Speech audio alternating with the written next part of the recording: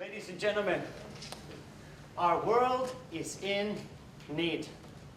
You know that. I know that. Every time you walk on the street, you see someone who is there begging. You see situations in the news. You know, I know that this world is in need. And you know, too, somewhere in you that this world is broken. Something in that troubles you. And my friends, if the systems that brought the world to where it is today, if some of those systems are broken, then my friends, perhaps there is a place to look outside existing systems, to new systems.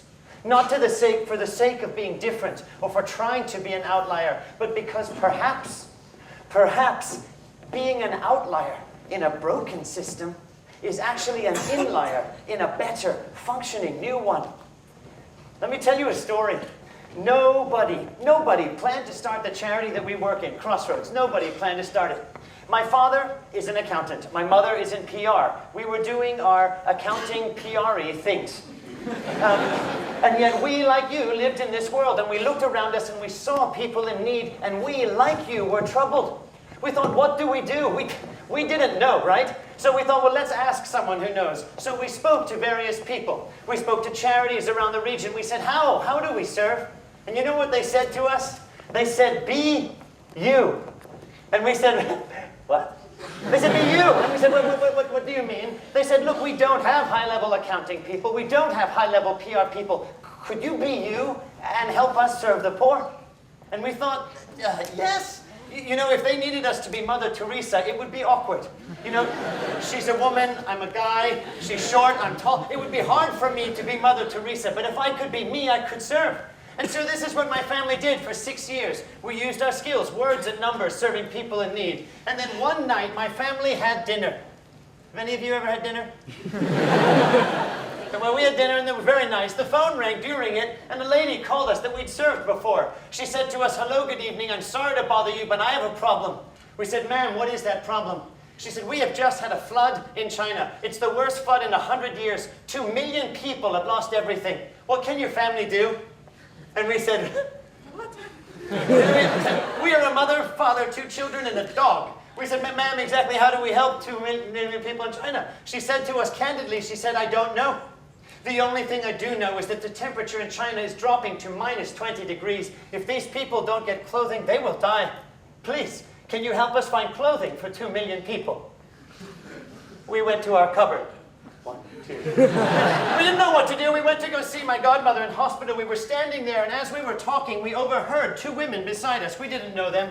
One lady said to the other woman, hey, I've got lots of things I want to give to, like, poor people, but, like, I don't know any poor people. Like, do you know any poor people? And we're listening to them talk, and we said, sorry to bother you, but we know 1 or 2 million.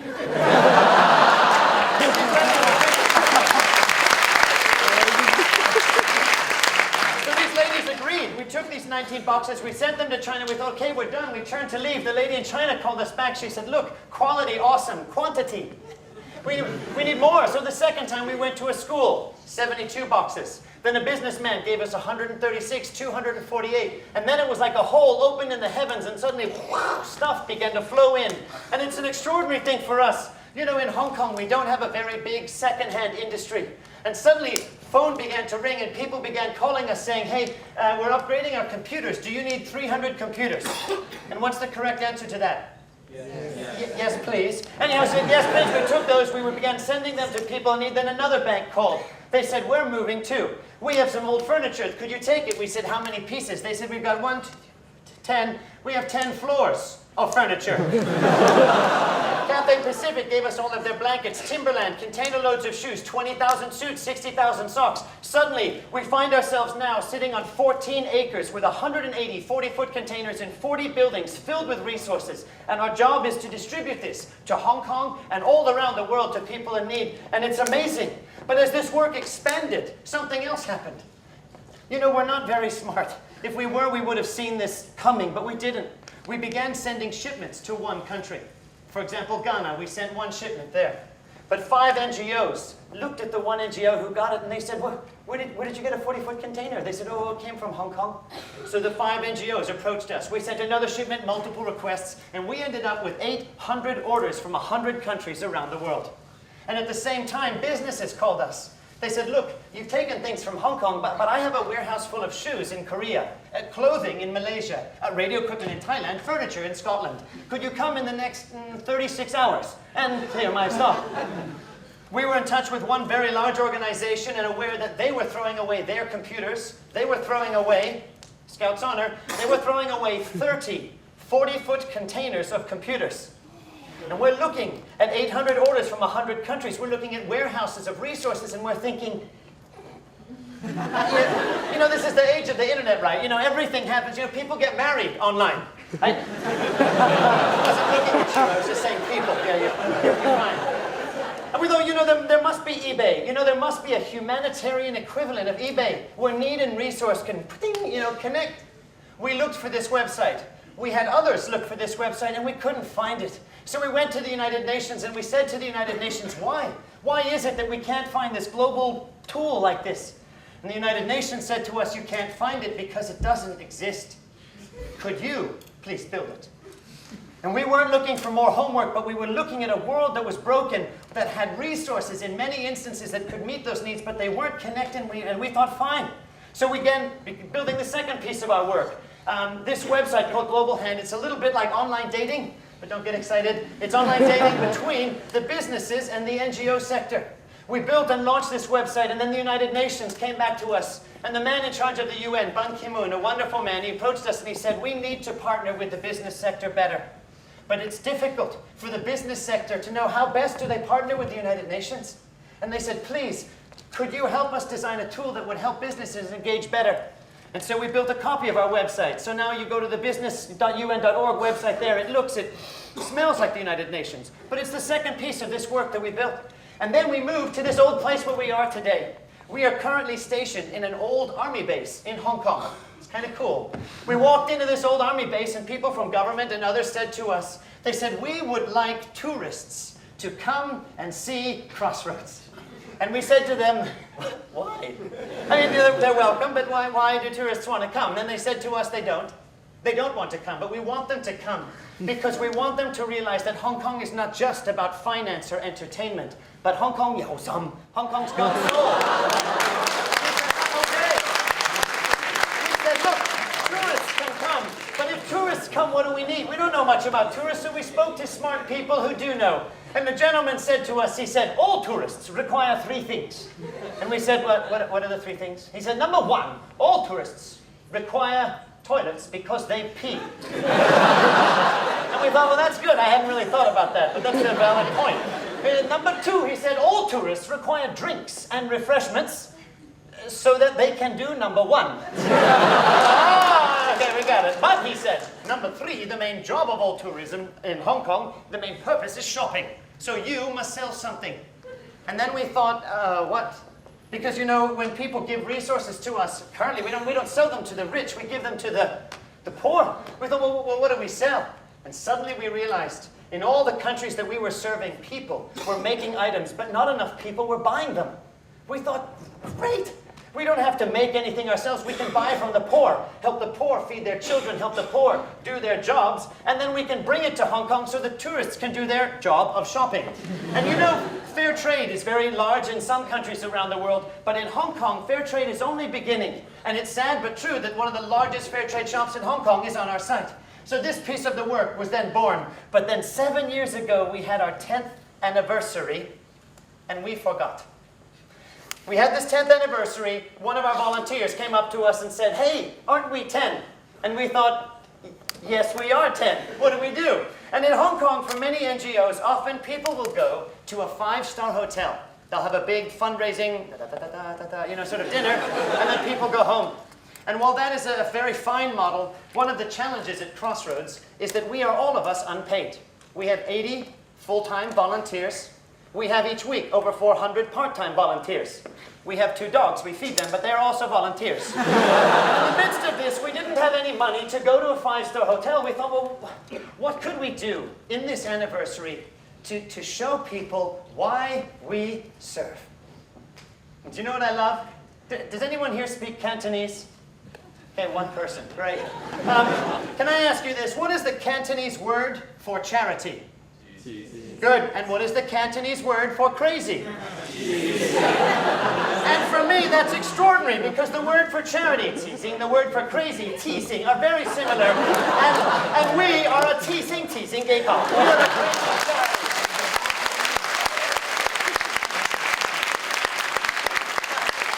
And for our 10th anniversary, we had a teasing, crazy idea. We thought, you know what? For this moment, let's forget the 5-star hotels. But why don't we bring CEOs from Hong Kong to Crossroads, where we are, and let us strip away their watch, and their wallet, and their cell phone, and their laptop. We will give them hammers, nails, and a pile of trash, and we will let them build slum dwellings. And for 24 hours, we would let them sleep on the ground, eat with their hands, make a road by breaking rocks. Just for one day, let them sample a fraction of what life is like for people we are serving every day. We thought, okay, this is teasing, but good. So we brought these business leaders out, we told them they would die, and for 24 hours, I was terrified that they were going to kill me. But before this 24 hours finished, they came back to us and they said to us, this was powerful. They said, I want my office to feel what I'm feeling, but I can't make my office do 24 hours. Do you have a 2 or 3 hour program that can help my office feel? Then principals brought their teachers brought their students, and suddenly these requests exploded and the United Nations called us back, and they said to us, every year in Switzerland is a very famous meeting. It's called the World Economic Forum. Bill Gates, Bill Clinton, anyone called Bill or with Bills.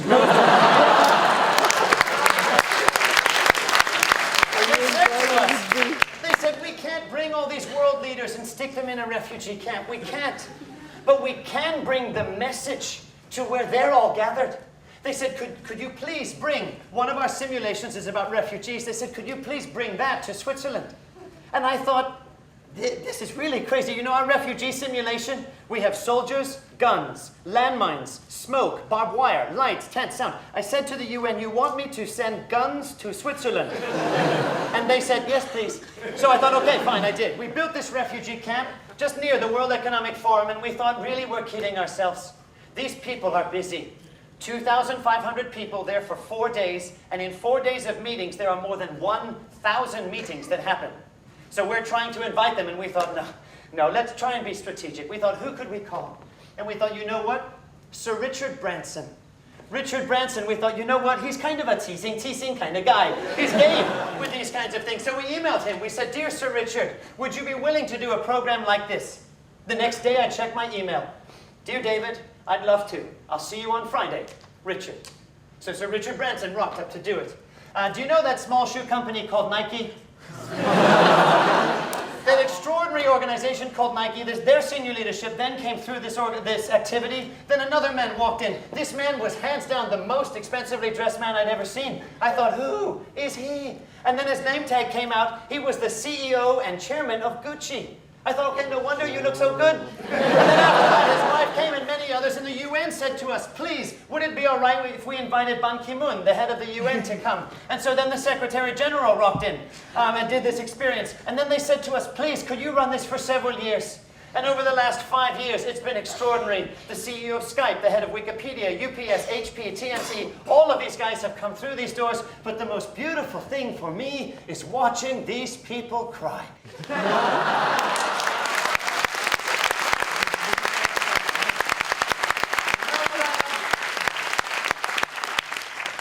Masochist. I'm not in this for the pain. What I love is when I see people not physically injured, but whose hearts have been moved on behalf of a world in need. Looking at senior leaders from organizations through their tears saying to me, my company can no longer just talk. We must act. What can my company do to serve?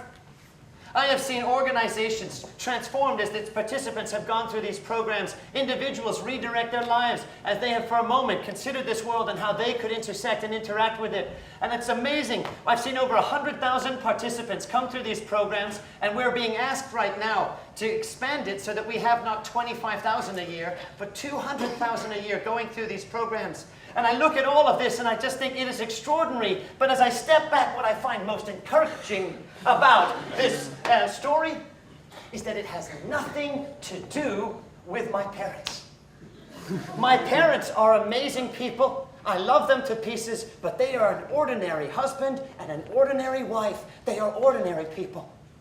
But it's extraordinary for me, not that they are different from any of the rest of us, but that their lives have been used, and it is amazing to see how their lives could be used to make a difference. Do you know one of my favorite outliers in life is this lady that you know? Do you know Agnes?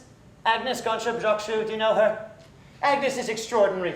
Agnes was 18 and she was teaching because she was a teacher. She looked outside the window of her classroom and she saw on the ground an old man. He was lying there and he had a problem. His family was not there, but he was too sick to care for himself, and this old man was dying. Agnes got soup, cared for this man. But as Agnes walked the streets, she realized it wasn't just one. There were many in these situations, and so she got permission from her principal, left her school, left her teaching, opened a room, and many were brought in, and her name was changed from Agnes to Teresa.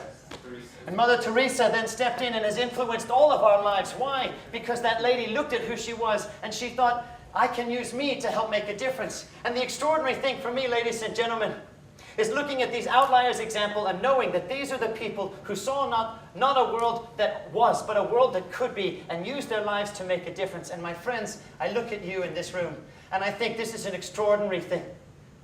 Mother Teresa sat and listened to lectures too. And at some point, what happened is Mother Teresa looked at who she was and thought, how can I use me to engage the world? And today, Mother Teresa doesn't have to just wear the beautiful robes that she wore.